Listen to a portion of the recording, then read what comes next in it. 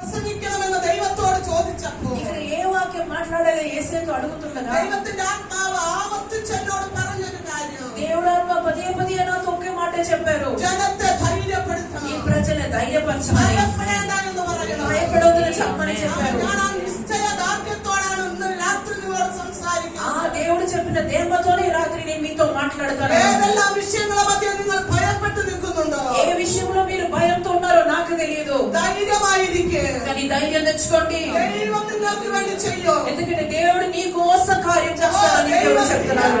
യുദ്ധം ചെയ്യും. ఆ యుద్ధం యెహోవాదని దేవుడు చెప్తున్నాడు. ഇവിടെ മോശ జനത്തോട് പറയുകയാണ്, ఇక్కడ మోషే ప్రజలతో ఏమంటున్నారు? జనం పేടിച്ചു నిൽക്കുന്നു. ఆ ప్రజలు చాలా భయంతో ఉంటున్నారు. ഇന്ന് രാത്രികാലം ఈ రాత్రి కూడా എന്നെ ശ്രദ്ധിക്കുന്ന വാത്സല്യ പ്രിയമുള്ളവരെ, నా మాటలు ఆలకిస్తున్న అందరితో దేవుడు చెప్తున్నారు, നാം പ്രതീക്ഷിക്കാത്ത സമയത്ത്, మనం అనుకునే సమయంలో, നാം ചിന്തിക്കാത്ത നേരത്ത്, మనం ఎప్పుడు అనుకునే సమయంలో, നാം പ്രതീക്ഷിക്കാത്തത് പോലെയുള്ള വിഷയങ്ങൾ మనం ఎప్పుడు అనుకునే పరిస్థితుల్లో നമ്മുടെ ജീവിതത്തിൽ കടന്നു വന്നുവെന്ന് വരാം. మన జీవితంలో రావచ్చు. എല്ലാവർക്കും പ്രശ്നങ്ങളുണ്ട്, అందరికి సమస్యలు ఉన్నాయి, എല്ലാവർക്കും പ്രതിസന്ധിയുണ്ട്. అందరికి అనుకునే పరిస్థితులు వస్తాయి.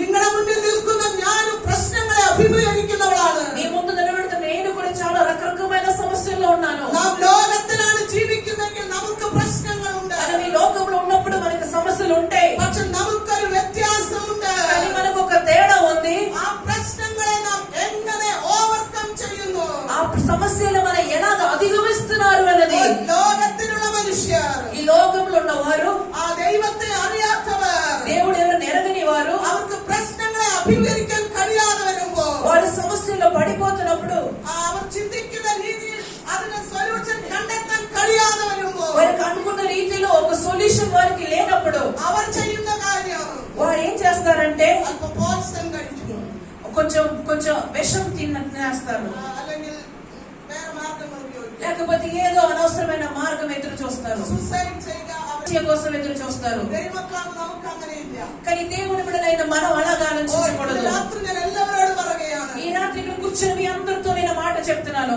പ്രശ്നങ്ങൾ നിങ്ങൾക്കുണ്ടാകും, సమస్యలు మీకు ఉండొచ్చు, പക്ഷെ ദൈവ സന്നിധി വിട്ടുപോകരുത്. కానీ దేవుని సన్నిధి నుంచి మీరు దూరం అవ్వకూడదు.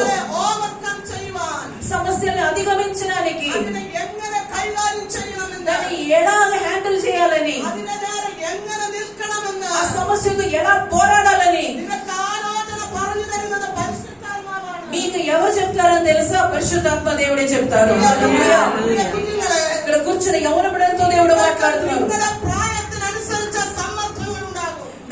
మీ వయసుకు మించిన సమస్యలు మీకు వస్తాయి.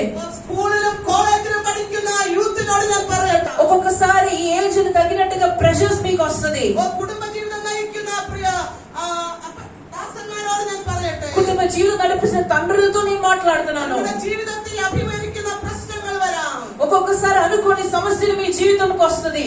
സഹോദരിമാരോട് ഞാൻ പറയട്ടെ, ఇక్కడ కూర్చున్న తల్లులతో నేను మాట్లాడుతున్నాను, അമ്മമാരോട് ഞാൻ പറയട്ടെ, తల్లులతో మాట్లాడుతున్నాను, അമ്മായിയമ്മമാരോട് ഞാൻ പറയട്ടെ, అత్తలతో నేను మాట్లాడుతున్నాను, മക്കളോട് ഞാൻ പറയട്ടെ, కోడలతో మాట్లాడుతున్నాను. എല്ലാവർക്കും വിവിധ പ്രശ്നങ്ങളുണ്ട്. రకరకమైన సమస్యలతో మనం అందరం ఉంటాము. പ്രശ്നങ്ങളുടെ നടുവില് కానీ ఈ సమస్యల మధ్యలో നീ ചിന്തിക്കേണ്ടത് మీరేం అనుకున్నారంటే നിനക്ക് ഓടിപ്പോകാനല്ല, అక్కడి నుంచి పరిగెట్టి పారిపోవడానికి కాదు, മറിച്ച് നീ ചെയ്യണം. కానీ మనం ఏం చేయాలి? മുട്ടുകുത്തണം. మోకాలు వేసుకోవాలి. ആരുടെ മുമ്പില്? ఎవరు ముందు మోకాలు వేయాలి? മനുഷ്യന്റെ മുമ്പിൽ ఏ മുട്ടുകുത്തണം. మనిషి ముందు కాదు.